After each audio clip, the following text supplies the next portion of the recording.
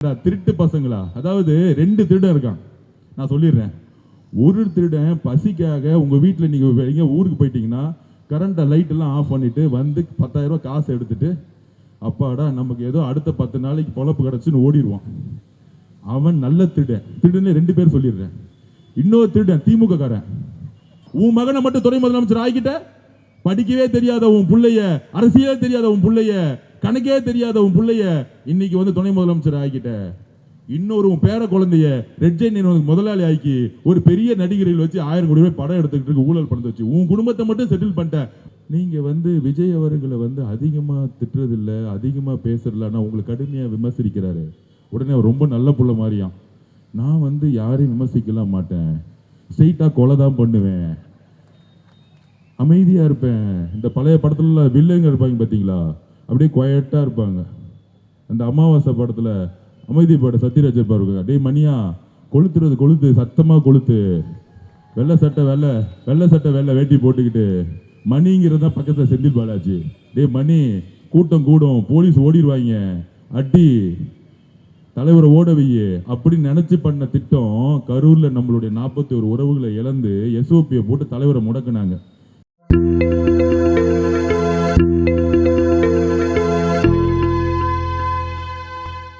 வட சென்னை திமுகவுடைய கோட்டை அப்படிங்கிற ஒரு பேச்செல்லாம் எப்போ இருந்துச்சுன்னா ஒரு 3 மாசத்துக்கு முன்னாடி இருந்துச்சு. அப்புறம் இங்க இருக்கக்கூடிய அமைச்சர்கள் சென்னை வந்து 2021 சென்னை சுற்றி இருக்கக்கூடிய 38 தொகுதியில் திருவள்ளுவர், காஞ்சிபுரம், சென்னை, செங்கல்பட்டு 38 தொகுதியில் 37 தொகுதி ஜெயிச்சாங்க. அதுவும் வட மாவட்டத்தை ஜெயிச்சதுனால தான் திமுக வந்து ஆளுங்கட்சி ஆச்சு. அப்போ தலைவர் சொன்னார், கொங்கு மண்டலத்தில் செங்கோட்டையன் இருக்காரு, நிர்மல் சவுத்தில் இருக்காரு, நீங்கள் சென்னை சுற்றி இருக்கக்கூடிய மொத்த தொகுதியும் பொறுப்பெடுத்துட்டு தமிழ்நாடு முழுதும் வேலை பார்ப்பீங்க, ஆனால் சென்னை முழுதும் பொறுப்பெடுத்துட்டு ஜெயிச்சே ஆகணும்னு சொன்னார். இப்போ ஜெயிக்க போகிறோமா இல்லையா? அவ்வளோதான். தமிழ்நாட்டில் சென்னை தான் திமுகவுக்கு உயிர் நாடி, கட்சியை வளர்த்த இடம் எல்லாம் சென்னை தான். ஏன்? திமுகவுடைய கட்சி ஆரம்பிக்கப்பட்டதே சென்னை ராபின்சன் பூங்கா நம்ம ராயபுரத்தில் தான். ஆனால் திமுகவுடைய கோட்டையை உடைக்கணும்னா, செங்கலை உருவணும்னா வட சென்னையில் தானே செங்கலை உருவணும். இப்போ அந்த கோட்டை அப்படியே ஆடி ஆடி ஆடி ஆடி ஒவ்வொன்றா செங்கல் உளுந்து உளுந்து உளுந்து, அதில் முக்கியமாக வேட்பாளர்களை பாருங்க. தலைவர்கிட்ட நான் அப்பயே சொன்னேன், அண்ணன் வேட்பாளர்கள் நீங்கள் பக்காவாக எடுத்துட்டீங்க, எல்லோரும் சேர்ந்து ஒர்க் பண்ணோம். மத்திய சென்னை ஃபஸ்ட்டு அப்படியே நார்த் மெட்ராஸில் ஆரம்பிச்சிருது, வில்லிவாக்கம், ஆதவர்ஜுனா, அடுத்தது ஒட்டுமொத்தமாக வட சென்னைக்கு தலைநகராக இருக்கக்கூடிய பெரம்பூரில் திரு விஜய் அண்ணா அவர்கள் தமிழ்நாட்டுடைய முதலமைச்சர், அப்படியே குளத்தூர்ல வந்தா விஎஸ் பாபு அண்ணன், அப்படியே ஆர்கே நகர்ல இருந்தவங்க மரிய வில்சன் அண்ணன், அதுக்கப்புறம் நம்ம ஹார்பர் பக்கத்துல நம்ம அசோக் அண்ணன், சேகர் பாபு தொகுதி விட்டு வெளியே வரப்ப தண்ணி குடிச்சுக்கிட்டு இருக்காரு. சேகர் பாபு தான் 7 தொகுதிக்கு பொறுப்புன்னு போட்டாங்க. அவர் தொகுதியை விட்டே வரல, அம்மா தாயேன்னு ஊர் வீடா போயிட்டு இருக்காரு 5 வருஷமா போவாம. இப்ப தெரியுதுங்களா தம்பிங்களா திமுக காரங்களுக்கு தமிழக வெற்றி கழகம்னா என்னன்னு? எங்க தலைவர் பிரச்சாரம் பண்றதுக்கு முன்னாடி, தலைவர் பிரச்சாரத்துக்கு 6 டிஸ்ட்ரிக்ட் போகும்போது கரூரில் செந்தில் பாலாஜியை வச்சு எல்லா திருட்டுத்தனம் பண்ணி கொலை பண்ணிட்டு நம்ம மேலே பழிய போட்டு, ஹைகோர்ட்டில் மகேஷ் பொய்யாமொழி வச்சு கேஸை போட்டு எல்லா கொலை பழியும் போட்டு எஸ்ஓபியை போட்டு தலைவர் வெளியே விடவே இல்லை. நான் அப்பயே சொன்னேன், எஸ்ஓபியை போட்டு தலைவர் வெளியே விடவே இல்லை அப்படின்னு. உடனே திமுக காரங்க இல்ல அதெல்லாம் வந்து ரூல்ஸ் அண்ட் ரெகுலேஷன். இப்போ எலெக்ஷன் கமிஷன் நோட்டிஃபிகேஷன் வந்தவொடனே 48 மணி நேரத்தில் பர்மிஷன் கொடுக்குறாங்களா இல்லையா? இதே அர்ச்சனா பட்நாயக் தானே நிர்வாகியா இருக்கிறாங்க எலெக்ஷன் கமிஷன்ல. 50 வருஷம் திமுக தலைவர் மு.க. ஸ்டாலினுக்கு அனுபவம் இருக்கு, நிர்வாக திறமை இருக்கு அப்படின்னு சொன்னவர் நேற்று ஒரு சன் டிவியில குணான்னு ஒரு நெறியாளர் வச்சு ஒரு பேட்டி கொடுக்குறாரு. அதே சன் டிவி குணாங்கிற நெறியாளர் 2021 ஒரு பேட்டி எடுத்தார். அந்த பேட்டி எப்போ நான் அங்கே தான் இருக்கிறேன், அதனால தான் சொல்கிறேன். அப்ப ஸ்டாலின் சொல்றார், பெண் பாதுகாப்புன்னா உடனே நான் ஓடி வந்து நிற்பேன், டாஸ்மாக் சேல்ஸை குறைப்பேன், என் பிள்ளையா அவருக்கு எம்எல்ஏ சீட்லாம் கொடுக்கவே மாட்டேன், என்னுடைய ஆட்சி அதிகாரம் குடும்பத்துக்கு அப்பாற்பட்டு இருக்கும். பழைய 2021 சன் டிவி பேட்டி பாருங்க, அப்படியே ரெக்கார்ட் ஆகி நடிச்சிருப்பாங்க. அன்னைக்கு தெரியல எனக்கு நடிச்சிருப்பாங்கன்னு. இன்னைக்கு திருப்பியும் அதே ரெக்கார்டு சன் டிவியில் குணா அவர்கள் நெறியாளர்கள் பேட்டி எடுத்துட்டு இருக்காரு. அதில் சொல்றாரு, நீங்க விஜய் அவர்களை அதிகமா திட்டுறதில்ல, அதிகமா பேசுறதில்ல, ஆனா உங்களை கடுமையா விமர்சிக்கிறாரு. உடனே அவர் ரொம்ப நல்ல புள்ள மாதிரியாம், நான் யாரையும் விமர்சிக்கலாம் மாட்டேன், ஸ்ட்ரெயிட்டா கொலை தான் பண்ணுவேன், அமைதியா இருப்பேன். இந்த பழைய படத்துல வில்லங்க இருப்பாங்க பாத்தீங்களா, அப்படியே குவைட்டா இருப்பாங்க. அந்த அமாவாசை படத்துல அமைதி பாட சத்யராஜ் இருப்பாரு, டேய் மணியா கொளுத்துறது கொளுத்து, சத்தமா கொளுத்து, வெள்ளை சட்டை வெள்ளை வேட்டி போட்டுக்கிட்டு, மணிங்கிறத பக்கத்துல செந்தில் பாலாஜி, டேய் மணி கூட்டம் கூடும், போலீஸ் ஓடிடுவாங்க, அடி தலைவரை ஓட வையே அப்படின்னு நினைச்சு பண்ண திட்டம். கரூர்ல நம்மளுடைய 41 உறவுகளை இழந்து எஸ்ஓபியை போட்டு தலைவரை முடக்கினாங்க. இன்னைக்கு பெரிய 50 வருஷம் நிர்வாகி காவல்துறையை இயக்க தரல. ஆனா மேடம் அர்ச்சனா பட்நாயக் மேடம் வந்தோடனே 48 மணி நேரத்துல பர்மிஷன் கொடுத்த உடனே கன்னியாகுமரி திருநெல்வேலி போனாரு, காரைக்குடி வந்தாரு, திருப்பூர் போனாரு. இன்னைக்கு சென்னையே முடங்கி இருக்கு, அதுவும் திங்கட்கிழமை மதியானம் 3 மணிக்கு. நான் திமுக காரங்க பெரிய கட்டமைப்பு 75 வருஷம் கட்சிங்கிறீங்களே, உங்க முதலமைச்சரை இந்த ஆர்கே நகர்ல ஒரு 3 மணிக்கு போக சொல்லுங்க. நீங்க வளர்த்த தெருநாய்ங்க 100 நாய் வேணா ஓடி வரும் பின்னாடியே, வேற எதுவுமே வராது. அந்த தெருநாய் தொல்லை தான் நாட்டோட பெரிய பிரச்சனை, ஹைகோர்ட்ல போயிட்டு இருக்கு. அது வேணா ஓடி வருங்க. அங்க உங்களுடைய கட்டமைப்பு எதுக்கு இருக்கு? எப்ப பார்த்தாலும் சொல்லுங்க டிவிகே கட்டமைப்பு இருக்கா, பூத் லெவல் கட்டமைப்பு இருக்கா? தமிழக வெற்றி கழகத்துடைய கட்டமைப்பு என்ன தெரியுமா? இப்ப நான் சொல்றேன், தமிழக வெற்றி கழகத்தை உருவாக்கியது பெண்கள். பெண்கள் நிறைய பேர் சொல்லிட்டு இருப்பாங்க இளைஞர்கள் இளைஞர்கள் இளைஞர்கள்னு. இல்ல, நான் ஒரு வேட்பாளரா பார்த்துட்டேன். இளைஞர்கள் கோமா அன்பா நட்பா தலைவருக்காக ரோட்ல பிரச்சாரம் பண்றாங்க. ஆனா நான் 6 மாசத்துக்கு முன்னாடி சொன்னேன், தமிழக வெற்றி கழகம் 27% தாண்டிருச்சு. உடனே எல்லா ஊடகங்களும் அதெல்லாம் கிடையாது, 10% இருக்கு, அவர் வீட்டை விட்டே வெளியே வரலன்னு. இன்னைக்கு விகடன் சொல்லுது 27% வந்துட்டாங்க. முதலமைச்சர் வேட்பாளர்னு சொன்னா தலைவர் விஜய் அவர்கள் தான் 44%. 75 வருஷ பாரம்பரிய கட்சி, 50 வருஷ அனுபவம், கட்டமைப்பு இருக்க கட்சி, இருக்கக்கூடிய முதலமைச்சர், அண்ணா உருவாக்கிய கட்சி, கலைஞருடைய வளர்ப்பு புள்ள, துணை முதலமைச்சராக இருக்கிற உங்களுடைய புள்ள எல்லாம் இருந்து, அனுபவசாலிகள் எல்லாம் இருந்து, வேலு ஒரு இடத்துல இருந்து, செந்தில் பாலாஜி இருந்து, நேரு எல்லா அனுபவசாலிகள் இருந்து, தமிழக மக்களால் விரும்பக்கூடிய முதல்வர் திரு விஜய் அவர்கள் 44%. தமிழக வரலாற்றுல ஒரு முதலமைச்சருக்காக தான் வேட்பாளருக்கு ஓட்டு போடுவாங்களே, இந்த ஊர்ல எந்த எம்எல்ஏ நிக்கிறாரு அந்த எம்எல்ஏ நிக்கிறாரான்னு எந்த மக்களும் ஓட்டு போட்டதா சரித்திரமே கிடையாது. எம்ஜிஆர் அவர்கள் முதலமைச்சரா வேணும், அவர் சொல்ற ஆள் வேட்பாளரா ஜெயிக்க வைப்பாங்க மக்கள். இதுதான் உண்மை. அம்மா சொல்லுவாங்க இதுதான் 234 கேண்டிடேட் ஜெயிக்க வைங்கன்னு.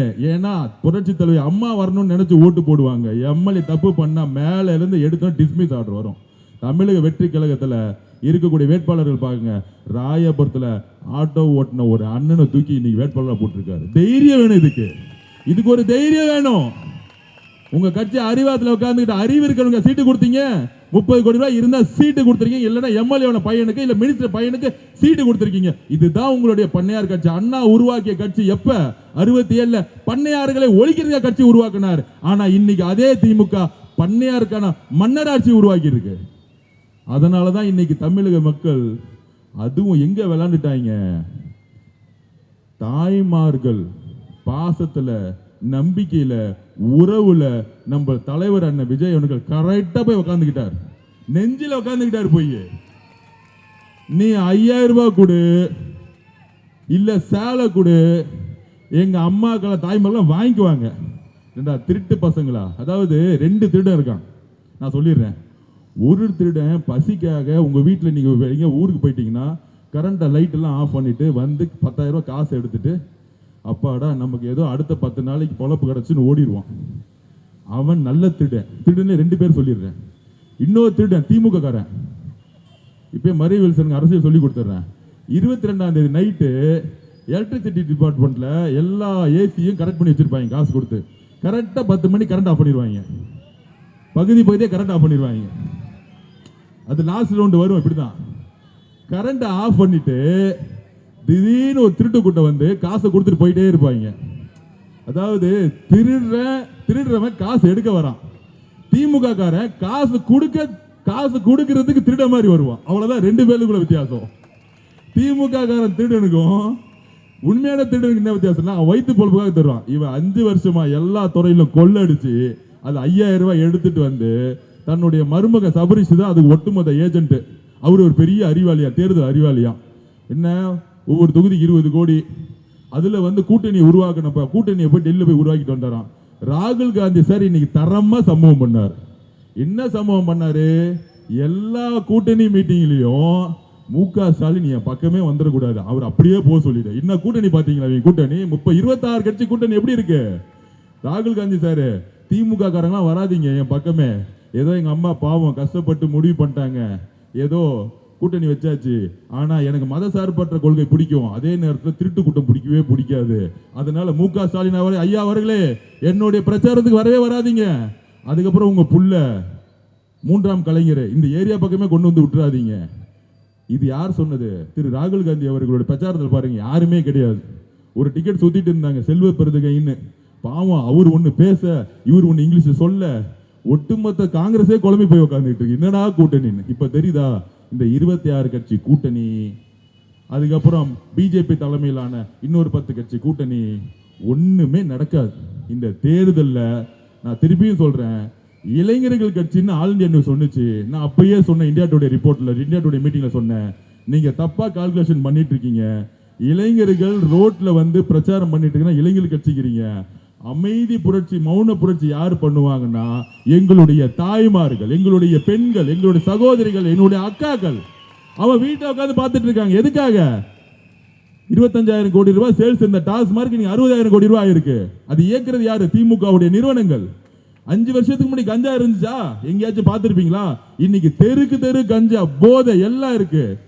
15 வயசு பையன் கஞ்சா அடிச்சுட்டு வந்து பெத்த தாய் முன்னாடி அழுதுகிட்டு இருக்காங்க. 15 வயசு பையன், டிவிக்கே தம்பி, 15 வயசு பையன் கஞ்சா அடிக்கும்போது அவங்க அம்மா அழுகுறாங்க. இதெல்லாம் பெண்களுக்கு தெரியாதுன்னு நினைக்கிறீங்களா? 36% EB ரேட் ஏறுனாங்க, தெரியாதா? எதுவுமே செய்யல, ரேஷன் கார்டுல தோரப்பருப்பு கூட கொடுக்கல. இதெல்லாம் ஒரு ஆட்சியா? தன்னுடைய, நான் திருப்பி கேட்கிறேன், தன்னுடைய மகனை வந்து துணை முதலமைச்சர் செட்டில் பண்ணாரு. ஆனா தன்னுடைய ஒரு அம்மா என்ன நினைப்பாங்க? ஏன் பையன் கஞ்சா எடுத்துட்டு இருக்கான், சாராயம் குடிச்சிட்டு இருக்கான், உன் மகனை மட்டும் துணை முதலமைச்சர் ஆகிட்ட, படிக்கவே தெரியாத உன் பிள்ளைய, அரசியலே தெரியாத உன் பிள்ளைய, கணக்கே தெரியாத உன் பிள்ளைய இன்னைக்கு வந்து துணை முதலமைச்சர் ஆகிட்ட. இன்னொரு உன் பேர குழந்தைய ரெட் ஜெயின் முதலாளி ஆக்கி ஒரு பெரிய நடிகர்கள் வச்சு 1000 கோடி ரூபாய் படம் எடுத்துக்கிட்டு இருக்கு, ஊழல் பணத்தை வச்சு. உன் குடும்பத்தை மட்டும் செட்டில் பண்ணிட்ட. ஆனா ஒரு ஏழை தாய் ஹவுசிங் போர்டுக்கு போறேன், ஹவுசிங் போர்டுல கரண்ட் இல்ல, எப்ப வேணா இடிஞ்சு விழுற மாதிரி இருக்கு. இங்க இருக்கக்கூடிய 60% சேரிகளை வச்சிருக்கிற திமுகவா வேற யாரு? தமிழ் வெற்றி கழகத்தை பார்த்துட்டு இந்த எத்தனை பேர் கேட்கிறாங்க ஊடகவியலாளர்கள், தமிழ் வெற்றி கழகத்துக்கு அனுபவம் இருக்கா? உங்க அனுபவம் எதுக்கு யூஸ் ஆச்சு?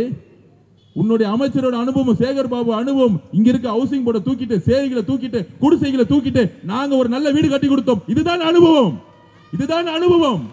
இந்த அனுபவம் உங்களுக்கு இருக்கா? ஆர்கே நகர் 1970 எப்படி இருந்துச்சோ 2024 அப்படியே தானே இருக்கு. உங்க கலைஞர் வந்தாரு, முக ஸ்டாலின் வந்தாரு, அடுத்து உதயநிதி வந்தாரு, அடுத்த இன்பநிதி கூட வருவாரு. ஆனா என்னுடைய குடிசை அப்படியே தான் இருக்கும். நீ அரிசி கொடுப்ப, சேலை கொடுப்ப, 5000 ரூபாய் பணம் கொடுப்ப, ஆனா ஒரு ஓட்டு மட்டும் உனக்கு வேணும். என் வாழ்க்கை மாறவே மாறாது. நீ உன் அனுபவசாலியா? எங்களுடைய அனுபவம், ஒரு முறை ஆட்சியை உருவாக்கி தாருங்கள், ஒட்டுமொத்த சேரிகளும் இருக்காது, ஒட்டுமொத்த குடிசைகளும் இருக்காது. பெண்கள் பாதுகாப்பு, என் தாயும் என் குழந்தை மேல கை வச்ச அடுத்த செகண்ட் நாங்க கை வைப்போம். காவல்துறை வருதோ இல்லையோ, தமிழக வெற்றி கழகம் வந்து நிக்குவாங்க. இதை நாங்க உறுதியா பண்ணுவோம், அது நாங்க உறுதியா சொல்றோம். எங்களுடைய பெண்களுக்கான பாதுகாப்பு ஒவ்வொரு தெருவிலையும் உருவாக்குவோம்.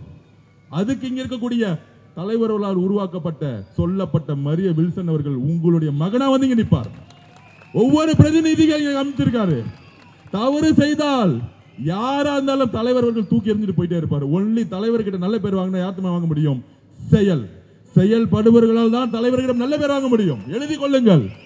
உங்களை மாதிரி ஜால்ரா அடிக்கிறவன் உன் குடும்பத்துக்கு வந்து உட்காந்துக்கிட்டு சேகர் பாபு மாதிரி தோரம் பருப்பு வாங்கி கொடுத்துவேன், எண்ணெய் வாங்கி கொடுத்துவேன், கிச்சன் பாலிடிக்ஸ் பண்ணுவேன், காருக்கா திறந்து விட்டவெல்லாம் மினிஸ்டர் ஆக்க மாட்டாங்க. சேகர் பாபுக்கு பெரிய ரவுடி இருக்கலாம், இப்பெல்லாம் ஒண்ணுமே கிடையாது. கார் கதவு திறந்து விட்டு மினிஸ்டர் இருக்காரு, கிச்சன் பாலிடிக்ஸ், அவ்வளவுதான். எதை பார்த்தையும் பயப்பட வேணாம். இன்னும் 2 நிமிஷம் தான் இருக்கு, இல்லைன்னா எஃப்ஐஆர் போட்டுருவாங்க, உட்காந்துட்டு இருக்காங்க ஆல்ரெடி. அதனால அதுக்கப்புறம் இன்னொன்னு, ஓகே அது மறந்துட்டேன், காவல்துறை முற்றிலுமா மாறிடுச்சு. நேற்று போட்ட ஓட்டுல நம்ம அவங்க தப்பு சொல்லவே கூடாது. 100 ஓட்டுல 78 ஓட்டு நமக்காக ஓட்டு போட்டிருக்காங்க. காவல்துறை மாறி இருக்கு, இது உண்மை. யாரோட சரியா எடுத்துக்குவாங்க. காவல்துறையை தூக்கி எறிஞ்சிருச்சு, இந்த ஆட்சியும் அதிகாரத்தையும் காவல்துறையை தூக்கி எறிஞ்சிருச்சு. அதனால காவல்துறையும் அரசு அதிகாரிகளும் தெரியும் இவங்க என்ன மாதிரி ஓய்வு திட்டத்தில் ஏமாத்தினாங்க, காவல்துறைக்கு பெண் காவல்துறைக்கு என்ன மாதிரி பாதுகாப்பான சூழ்நிலை உருவாக்குனாங்க தெரியும். அதனால இது கடைசி மீட்டிங் இல்ல, வேட்பாளராக வெற்றி பெற்ற பிறகு இதோட பெரிய கூட்டத்தில் ஆதவர்ஜினால தலைவர் விஜய் அவர்கள் கலந்து கொண்டு ஆர்கே நகர் மக்களுடைய ஒட்டுமொத்த வாழ்க்கையும் மாற்றுவார். மாற்றம் ஒன்றே மாறாதது, கண்டிப்பாக மாறும். நம்ம தமிழ்நாடு மாறி போச்சு, ஆர்கே நகர் தமிழ்நாடு மாறி போச்சு. 2026 ஒரு புதிய அரசியல் வரலாறு உருவாக்கப்பட்டது தாய்மார்களாக வரலாறு. எம்ஜிஆருக்கு அப்புறம் அடுத்தது தலைவர் விஜய் அவர்கள் இந்த ஆட்சி மாற்றத்தையும் மக்களுடைய மாற்றத்தையும் உருவாக்குவார்கள் என்கிறதை சொல்லி அடுத்த வேட்பாளர்களுடைய வெற்றி விழாவில் சந்திப்போம் சொல்லி வணக்கம் வணக்கம் வணக்கம். நன்றி அண்ணா, உங்களோட டைம் எங்களுக்காக. மக்கள் நம்பிக்கை மனதில் சுமந்து நடக்கும் மனிதர், அவர் பேச்சில் ஊக்கம், அவர் செயல்பட்டால் மாற்றம். ஒரு தலைவனின் பலம் என்னவோ அதை பல மடங்காக உயர்த்தும் சக்தியாக விளங்கும் நம் தமிழக வெற்றி கழகத்தின் தேர்தல் பிரச்சார அமைப்பு பொதுச் செயலாளர் மரியாதைக்குரிய ஆதவ் அர்ஜுன் அண்ணா அவர்களுக்கு ஒரு பலத்த கரகோஷத்துடன்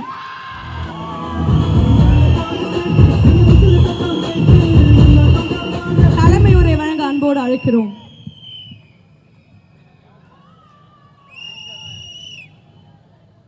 தெய்வத்தால் அகழ்ந்த முயற்சி தன் மெய்வருத்த கூலி தரும். எல்லோருக்கும் வணக்கம். மாவட்ட செயலாளர் வேட்பாளர் சகோதரர் மரிய வில்சன் அவர்களே, என்னுடைய குடும்ப உறவுகளே, என்னுடைய தாய்மார்களே, தங்கைகளே, எல்லோருக்கும் என்னுடைய வணக்கம். டிராஃபிக் நிப்பாட்டிட்டாங்க, அதனால தான் பைக்கில் வர வேண்டியதாக இருந்துச்சு. அங்கேருந்து ஒரு அரை மணி நேரமாக ஸ்டக் ஆகிட்டோம். ஆரம்பிச்சிடலாமா?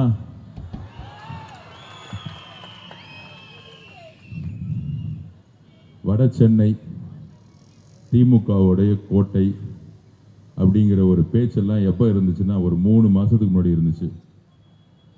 அப்புறம் இங்கே இருக்கக்கூடிய அமைச்சர்கள் சென்னை 2021 சென்னை சுற்றி இருக்கக்கூடிய 38 தொகுதியில் திருவள்ளுவர், காஞ்சிபுரம், சென்னை, செங்கல்பட்டு 38 தொகுதியில் 37 தொகுதி ஜெயிச்சாங்க. அதுவும் வட மாவட்டத்தை ஜெயிச்சதுனால தான் திமுக ஆளுங்கட்சி ஆச்சு. அப்போ தலைவர் சொன்னார், கொங்கு மண்டலத்தில் செங்கோட்டையன் இருக்காரு, நிர்மல் சவுத்தில் இருக்காரு, நீங்கள் சென்னை சுற்றி இருக்கக்கூடிய மொத்த தொகுதியும் பொறுப்பெடுத்துட்டு தமிழ்நாடு முழுதும் வேலை பார்ப்பீங்க, ஆனால் சென்னை முழுதும் பொறுப்பெடுத்துட்டு ஜெயிச்சே ஆகணும்னு சொன்னார். இப்போ ஜெயிக்க போகிறோமா இல்லையா? அவ்வளோதான். தமிழ்நாட்டில் சென்னை தான் திமுகவுக்கு உயிர் நாடி, கட்சியை வளர்த்த இடம் எல்லாம் சென்னை தான். ஏன்? திமுகவுடைய கட்சி ஆரம்பிக்கப்பட்டதே சென்னை ராபின்சன் பூங்கா நம்ம ராயபுரத்தில் தான். ஆனால் திமுகவுடைய கோட்டையை உடைக்கணும்னா, செங்கலை உருவணும்னா வட சென்னையில் தானே செங்கலை உருவணும். இப்போ அந்த கோட்டை அப்படியே ஆடி ஆடி ஆடி ஆடி ஒவ்வொன்றா செங்கல் உளுந்து உளுந்து உளுந்து, அதில் முக்கியமாக வேட்பாளர்களை பாருங்கள். தலைவர்கிட்ட நான் அப்பயே சொன்னேன், அண்ணன் வேட்பாளர்கள் நீங்கள் பக்காவாக எடுத்துட்டீங்க, எல்லோரும் சேர்ந்து ஒர்க் பண்ணோம்.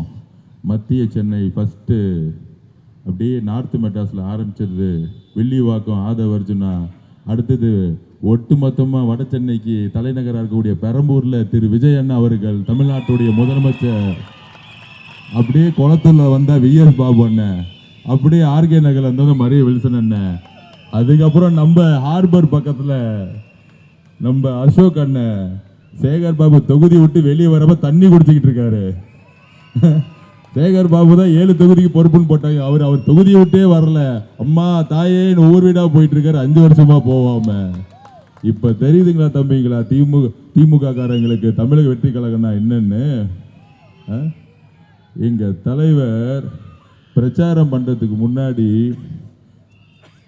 தலைவர் பிரச்சாரத்துக்கு 6 டிஸ்ட்ரிக்ட் போகும்போது கரூரில் செந்தில் பாலாஜியை வச்சு எல்லா திருட்டுத்தனம் பண்ணி கொலை பண்ணிட்டு நம்ம மேலே பழிய போட்டு ஹைகோர்ட்டில் மகேஷ் பொய்யாமொழி வச்சு கேஸை போட்டு எல்லா கொலைபலியும் போட்டு எஸ்ஓபியை போட்டு தலைவர் வெளியே விடவே இல்லை. நான் அப்பயே சொன்னேன் எஸ்ஓபியை போட்டு தலைவர் வெளியே விடவே இல்லை அப்படின்னு. உடனே திமுக காரங்க இல்லை அதெல்லாம் வந்து ரூல்ஸ் அண்ட் ரெகுலேஷன். இப்போ எலெக்ஷன் கமிஷன் நோட்டிஃபிகேஷன் வந்த உடனே 48 மணி நேரத்தில் பர்மிஷன் கொடுக்குறாங்களா இல்லையா? இதே அர்ச்சனா பட்நாயக் தானே நிர்வாகியாக இருக்கிறாங்க எலெக்ஷன் கமிஷனில். 50 வருஷம் திமுக தலைவர் மு க ஸ்டாலினுக்கு அனுபவம் இருக்கு, நிர்வாக திறமை இருக்கு அப்படின்னு சொன்னவர் நேற்று ஒரு சன் டிவியில் குணான்னு ஒரு நெறியாளர் வச்சு ஒரு பேட்டி கொடுக்குறாரு. அதே சன் டிவி குணாங்கிற நெறியாளர் 2021 ஒரு பேட்டி எடுத்தார். அந்த பேட்டி எப்போ நான் அங்கே தான் இருக்கிறேன், அதனால தான் சொல்கிறேன். அப்போ ஸ்டாலின் சொல்கிறார், பெண் பாதுகாப்புன்னா உடனே நான் ஓடி வந்து நிற்பேன், டாஸ்மாக் சேல்ஸை குறைப்பேன், என் பிள்ளையா அவருக்கு எம்எல்ஏ சீட்லாம் கொடுக்கவே மாட்டேன், என்னுடைய ஆட்சி அதிகாரம் குடும்பத்துக்கு அப்பாற்பட்டு இருக்கும். பழைய 2021 சன் டிவி பேட்டி பாருங்க, அப்படியே ரெக்கார்ட் ஆகி நடிச்சிருப்பாங்க. அன்னைக்கு தெரியல எனக்கு நடிச்சிருப்பாங்கன்னு. இன்னைக்கு திருப்பியும் அதே ரெக்கார்டு சன் டிவியில் குணா அவர்கள் நெறியாளர்கள் பேட்டி எடுத்துட்டு இருக்காரு. அதில் சொல்றாரு, நீங்க விஜய் அவர்களை அதிகமாக திட்டுறதில்லை, அதிகமாக பேசுறதில்ல, ஆனால் உங்களை கடுமையாக விமர்சிக்கிறாரு. உடனே அவர் ரொம்ப நல்ல புள்ள மாதிரியாம், நான் யாரையும் விமர்சிக்கலாம் மாட்டேன், ஸ்ட்ரெயிட்டாக கொலை தான் பண்ணுவேன், அமைதியாக இருப்பேன். இந்த பழைய படத்துல வில்லுங்க இருப்பாங்க பார்த்தீங்களா, அப்படியே குவைட்டாக இருப்பாங்க. அந்த அமாவாசை படத்தில் அமைதி பாட சத்யராஜ் இருப்பாருங்க, டேய் மணியா கொளுத்துறது கொளுத்து, சத்தமாக கொளுத்து, வெள்ளை சட்டை வெள்ளை வேட்டி போட்டுக்கிட்டு, மணிங்கிறது தான் பக்கத்தில் செந்தில் பாலாஜி, டே மணி கூட்டம் கூடும், போலீஸ் ஓடிடுவாங்க, அடி தலைவரை ஓட வையே அப்படின்னு நினைச்சு பண்ண திட்டம். கரூர்ல நம்மளுடைய 41 உறவுகளை இழந்து எஸ்ஓபியை போட்டு தலைவரை முடக்குனாங்க. இன்னைக்கு பெரிய 50 வருஷம் நிர்வாகி காவல்துறையை இயக்க தரல. ஆனா மேடம் அர்ச்சனா பட்நாயக் மேடம் வந்தோடனே 48 மணி நேரத்துல பர்மிஷன் கொடுத்தோடனே கன்னியாகுமரி திருநெல்வேலி போனாரு, காரைக்குடி வந்தாரு, திருப்பூர் போனாரு. இன்னைக்கு சென்னையே முடங்கி இருக்கு, அதுவும் திங்கட்கிழமை மதியானம் 3 மணிக்கு. நான் திமுக காரங்க பெரிய கட்டமைப்பு 75 வருஷம் கட்சிங்கிறீங்களே, உங்க முதலமைச்சரை இந்த ஆர்கே நகர்ல ஒரு 3 மணிக்கு போக சொல்லுங்க. நீங்க வளர்த்த தெருநாய்ங்க 100 நாய் வேணா ஓடி வரும் பின்னாடியே, வேற எதுவுமே வராது. அந்த தெருநாய் தொல்லை தான் நாட்டோட பெரிய பிரச்சனை, ஹைகோர்ட்ல போயிட்டு இருக்கு. அது வேணா ஓடி வருங்க. அங்க உங்களுடைய கட்டமைப்பு எதுக்கு இருக்கு? எப்ப பார்த்தாலும் சொல்லுங்க டிவி கேக்கு கட்டமைப்பு இருக்கா, பூத் லெவல் கட்டமைப்பு இருக்கா? தமிழக வெற்றி கழகத்துடைய கட்டமைப்பு என்ன தெரியுமா? இப்ப நான் சொல்றேன், தமிழக வெற்றி கழகத்தை உருவாக்கியது பெண்கள். நிறைய பேர் சொல்லிட்டு இருப்பாங்க இளைஞர்கள்னு. இல்ல, நான் ஒரு வேட்பாளரா பார்த்துட்டேன். இளைஞர்கள் கோமா அன்பா நட்பா தலைவருக்காக ரோட்ல பிரச்சாரம் பண்றாங்க. ஆனா நான் 6 மாசத்துக்கு முன்னாடி சொன்னேன், தமிழக வெற்றி கழகம் 27% தாண்டிருச்சு. உடனே எல்லா ஊடகங்களும் அதெல்லாம் கிடையாது, 10% இருக்கு, அவர் வீட்டை விட்டு வெளியே வரலன்னு. இனி விகடன் சொல்லுது 27% வந்துட்டாங்க. முதலமைச்சர் வேட்பாளர்னு சொன்னா தலைவர் விஜய் அவர்கள் தான் 44%. 75 வருஷ பாரம்பரிய கட்சி, 50 வருஷ அனுபவம், கட்டமைப்பு இருக்க கட்சி, இருக்கக்கூடிய முதலமைச்சர், அண்ணா உருவாக்கிய கட்சி, கலைஞருடைய வளர்ப்பு புள்ள, துணை முதலமைச்சராக இருக்கிற உங்களுடைய புள்ள எல்லாம் இருந்து, அனுபவசாலிகள் எல்லாம் இருந்து, வேலு ஒரு இடத்துல இருந்து, செந்தில் பாலாஜி இருந்து, நேரு எல்லா அனுபவசாலிகள் இருந்து, தமிழக மக்களால் விரும்பக்கூடிய முதல்வர் திரு விஜய் அவர்கள் 44%. தமிழக வரலாற்றுல ஒரு முதலமைச்சருக்காக தான் வேட்பாளருக்கு ஓட்டு போடுவாங்களே, இந்த ஊர்ல எந்த எம்எல்ஏ நிக்கிறாரு அந்த எம்எல்ஏ நிக்கிறாரான்னு எந்த மக்களும் ஓட்டு போட்டதா சரித்திரமே கிடையாது. எம்ஜிஆர் அவர்கள் முதலமைச்சரா வேணும், அவர் சொல்ற ஆள் வேட்பாளரா ஜெயிக்க வைப்பாங்க மக்கள், இதுதான் உண்மை. அம்மா சொல்லுவாங்க இதுதான் 234 கேண்டிடேட் ஜெயிக்க வைங்கன்னு. ஏன்னா புரட்சி தலைவி அம்மா வரணும்னு நினைச்சு ஓட்டு போடுவாங்க. எம்எல்ஏ தப்பு பண்ணா மேல இருந்து எடுத்தோம் டிஸ்மிஸ் ஆர்டர் வரும். தமிழக வெற்றி கழகத்துல இருக்கக்கூடிய வேட்பாளர்கள் பாருங்க, ராயபுரத்துல ஆட்டோ ஓட்டின ஒரு அண்ணனை தூக்கி இன்னைக்கு வேட்பாளராக போட்டிருக்காரு. தைரியம் வேணும், இதுக்கு ஒரு தைரியம் வேணும். உங்க கட்சி அறிவாத்துல உட்கார்ந்துகிட்டு அறிவு இருக்கிறவங்க சீட்டு கொடுத்தீங்க. 30 கோடி ரூபாய் இருந்தா சீட்டு கொடுத்திருக்கீங்க, இல்லைன்னா எம்எல்ஏ பையனுக்கு இல்ல மினிஸ்டர் பையனுக்கு சீட்டு கொடுத்திருக்கீங்க. இதுதான் உங்களுடைய பண்ணையார் கட்சி. அண்ணா உருவாக்கிய கட்சி எப்ப 67 பண்ணையார்களை ஒழிக்கிறதுக்காக கட்சி உருவாக்கினார். ஆனா இன்னைக்கு அதே திமுக பண்ணையாருக்கான மன்னராட்சி உருவாக்கி இருக்கு. அதனாலதான் இன்னைக்கு தமிழக மக்கள் அதுவும் எங்க விளையாண்டுட்டாங்க, தாய்மார்கள் பாசத்துல நம்பிக்கையில உறவுல நம்ம தலைவர் அண்ணன் விஜய் அவர்கள் கரெக்டா போய் உட்கார்ந்துகிட்டார், நெஞ்சில உட்கார்ந்துகிட்டார். போய் நீ 5000 ரூபாய் கொடு இல்ல சேலை கொடு, எங்க அம்மாக்களை தாய்மார்கள் வாங்கிக்குவாங்க. திருட்டு பசங்களா? அதாவது 2 திருடன் இருக்கான். நான் சொல்லிடுறேன். ஒரு திருடன் பசிக்காக உங்க வீட்டில் நீங்க ஊருக்கு போயிட்டீங்கன்னா கரண்ட் லைட் எல்லாம் ஆஃப் பண்ணிட்டு வந்து 10,000 ரூபாய் காசு எடுத்துட்டு அப்பாடா நமக்கு ஏதோ அடுத்த 10 நாளைக்கு பொழப்பு கிடைச்சுன்னு ஓடிடுவான். அவன் நல்ல திருடன். திருடனே 2 பேர் சொல்லிடுறேன். இன்னொரு திருடன் திமுக காரன். இப்ப மரிய வில்சனுக்கு அரசியல் சொல்லி கொடுத்துட்றேன். 22ஆம் தேதி நைட்டு எலக்ட்ரிசிட்டி டிபார்ட்மெண்ட்ல எல்லா ஏசியும் கரெக்ட் பண்ணி வச்சிருப்பாங்க காசு கொடுத்து. கரெக்டா 10 மணி கரண்ட் ஆஃப் பண்ணிடுவாங்க. பகுதியே கரண்ட் ஆஃப் பண்ணிடுவாங்க. அது லாஸ்ட் ரவுண்ட் வரும். இப்படிதான் கரண்ட் ஆஃப் பண்ணிட்டு திடீர்னு ஒரு திருட்டு கூட்டம் வந்து காசை கொடுத்துட்டு போயிட்டே இருப்பாங்க. அதாவது திருடுறவன் காசு எடுக்க வரான், திமுக காரன் காசு கொடுக்கறதுக்கு திருட மாதிரி வருவான். அவ்வளவுதான் 2 பேருக்குள்ள வித்தியாசம். திமுக காரன் திருடனுக்கும் உண்மையான திருடனுக்கு என்ன வித்தியாசம்னா, வயிற்று பொழுப்புக்காக தருவான். இவன் 5 வருஷமா எல்லா துறையிலும் கொள்ளடிச்சு அது 5000 ரூபாய் எடுத்துட்டு வந்து தன்னுடைய மருமக சபரிஷ் தான் அதுக்கு ஒட்டுமொத்த ஏஜென்ட். அவர் ஒரு பெரிய அறிவாளியா, தேர்தல் அறிவாளியா. என்ன ஒவ்வொரு தொகுதி 20 கோடி, அதுல வந்து கூட்டணி உருவாக்கினப்ப கூட்டணியை போய் டெல்லியில் போய் உருவாக்கிட்டு வந்தாராம். ராகுல் காந்தி சார் இன்னைக்கு தரமா சம்பவம் பண்ணார். என்ன சம்பவம் பண்ணாரு? எல்லா கூட்டணி மீட்டிங்லயும் முக ஸ்டாலின் என் பக்கமே வந்துடக்கூடாது, அவர் அப்படியே போக சொல்லிடு. என்ன கூட்டணி பாத்தீங்களா? கூட்டணி 26 கட்சி கூட்டணி எப்படி இருக்கு? ராகுல் காந்தி சார் திமுக காரங்களாம் வராதிங்க என் பக்கமே, ஏதோ எங்க அம்மா பாவம் கஷ்டப்பட்டு முடிவு பண்ணிட்டாங்க, ஏதோ கூட்டணி வச்சாச்சு, ஆனா எனக்கு மத சார்பற்ற கொள்கை பிடிக்கும், அதே நேரத்தில் திருட்டு கூட்டம் பிடிக்கவே பிடிக்காது, அதனால முக ஸ்டாலின் ஐயா அவர்களே என்னுடைய பிரச்சாரத்துக்கு வரவே வராதிங்க. அதுக்கப்புறம் உங்க புள்ள 3ஆம் கலைஞர் இந்த ஏரியா பக்கமே கொண்டு வந்து விட்டுறாதீங்க. இது யார் சொன்னது? திரு ராகுல் காந்தி அவர்களுடைய பிரச்சாரத்தில் பாருங்க, யாருமே கிடையாது. ஒரு டிக்கெட் சுத்திட்டு இருந்தாங்க செல்வ பெருதுகைன்னு. பாவம் அவர் ஒண்ணு பேச இவர் ஒண்ணு இங்கிலீஷ் சொல்ல ஒட்டுமொத்த காங்கிரஸே குழம்பி போய் உட்கார்ந்துட்டு இருக்கு. என்னடா கூட்டணின்னு இப்ப தெரியுதா? இந்த 26 கட்சி கூட்டணி, அதுக்கப்புறம் பிஜேபி தலைமையிலான இன்னொரு 10 கட்சி கூட்டணி, ஒண்ணுமே நடக்காது இந்த தேர்தல்ல. நான் திருப்பியும் சொல்றேன், இளைஞர்கள் கட்சின்னு ஆல் இந்தியா நியூஸ் சொன்னுச்சு. நான் அப்பயே சொன்னேன், இந்தியா டுடே ரிப்போர்ட்ல, இந்தியா டுடே மீட்டிங்ல சொன்னேன், நீங்க தப்பா கால்குலேஷன் பண்ணிட்டு இருக்கீங்க. இளைஞர்கள் ரோட்ல வந்து பிரச்சாரம் பண்ணிட்டு இருக்கீங்கன்னா இளைஞர்கள் கட்சிக்கிறீங்க. அமைதி புரட்சி, மௌன புரட்சி யார் பண்ணுவாங்கன்னா எங்களுடைய தாய்மார்கள், எங்களுடைய பெண்கள், எங்களுடைய சகோதரிகள், என்னுடைய அக்காக்கள். அவன் வீட்டை உட்காந்து பார்த்துட்டு இருக்காங்க. எதுக்காக? 25,000 கோடி ரூபாய் சேல்ஸ் இந்த டாஸ்மார்க் நீங்க 60,000 கோடி ரூபாய் இருக்கு. அது இயக்குறது யாரு? திமுகவுடைய நிறுவனங்கள். 5 வருஷத்துக்கு முன்னாடி கஞ்சா இருந்துச்சா? எங்கேயாச்சும் பார்த்திருப்பீங்களா? இன்னைக்கு தெருக்கு தெரு கஞ்சா, போதை எல்லாம் இருக்கு. 15 வயசு பையன் கஞ்சா அடிச்சுட்டு வந்து பெத்த தாய் முன்னாடி அழுதுகிட்டு இருக்காங்க.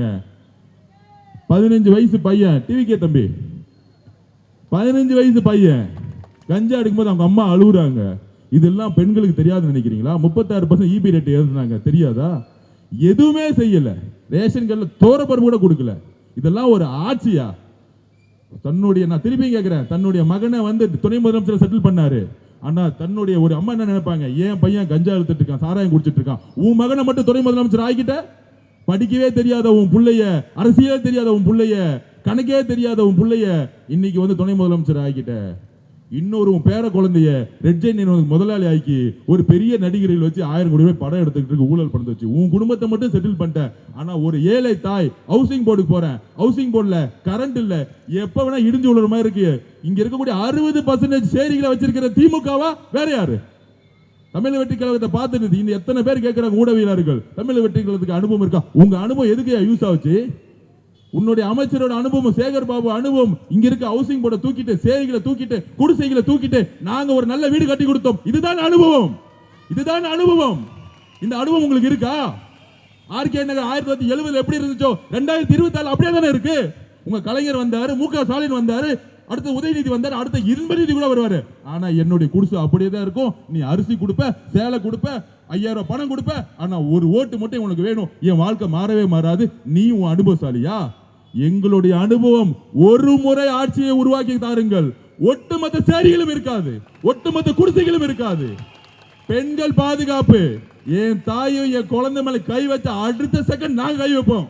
காவல்துறை வருதோ இல்லையோ, தமிழக வெற்றி கழகம் வந்து நிக்குவாங்க. இதை நாங்க உறுதியா பண்ணுவோம், அது நாங்க உறுதியா சொல்றோம். எங்களுடைய பெண்களுக்கான பாதுகாப்பு ஒவ்வொரு தெருவிலையும் உருவாக்குவோம். அதுக்கு இங்க இருக்கக்கூடிய தலைவர்களால் உருவாக்கப்பட்ட சொல்லப்பட்ட மரிய வில்சன் அவர்கள் உங்களுடைய மகனா வந்து இங்க நிற்பார். ஒவ்வொரு பிரதிநிதிகள் அமைச்சிருக்காரு. தவறு செய்தால் யாரா இருந்தாலும் தலைவர் அவர்கள் தூக்கி எறிஞ்சிட்டு போயிட்டே இருப்பார். ஒன்லி தலைவர்கிட்ட நல்ல பேர் வாங்கினா யாருமே வாங்க முடியும்? செயல்படுபவர்களால் தான் தலைவர்களிடம் நல்ல பேர் வாங்க முடியும். எழுதி கொள்ளுங்கள். உங்களை மாதிரி ஜால்ரா அடிக்கிறவன் உன் குடும்பத்துக்கு வந்து உட்காந்துக்கிட்டு சேகர் பாபு மாதிரி தோரம்பருப்பு வாங்கி கொடுத்துவேன், எண்ணெய் வாங்கி கொடுத்துவேன், கிச்சன் பாலிடிக்ஸ் பண்ணுவேன், காருக்கா திறந்து விட்டவெல்லாம் மினிஸ்டர் ஆக்க மாட்டாங்க. சேகர் பாபுக்கு பெரிய ரவுடி ஈஸி இருக்கலாம், இப்பெல்லாம் ஒண்ணுமே கிடையாது. காருக்காக திறந்து விட்டு மினிஸ்டர் இருக்காரு. கிச்சன் பாலிடிக்ஸ் அவ்வளவுதான். எதை பார்த்தையும் பயப்பட வேணாம். இன்னும் 2 நிமிஷம் தான் இருக்கு, இல்லைன்னா எஃப்ஐஆர் போட்டுருவாங்க. உட்காந்துட்டு இருக்காங்க ஆல்ரெடி. அதனால அதுக்கப்புறம் இன்னொன்னு, ஓகே அது மறந்துட்டேன், காவல்துறை முற்றிலுமா மாறிடுச்சு. நேற்று போட்ட ஓட்டுல நம்ம அவங்க தப்பு சொல்லவே கூடாது. 100 ஓட்டுல 78 ஓட்டு நமக்காக ஓட்டு போட்டிருக்காங்க. காவல்துறை மாறி இருக்கு. இது உண்மை. யாரோட சரியா எடுத்துக்குவாங்க. காவல்துறையை தூக்கி எறிஞ்சிருச்சு. இந்த ஆட்சியும் அதிகாரத்தையும் காவல்துறையை தூக்கி எறிஞ்சிருச்சு.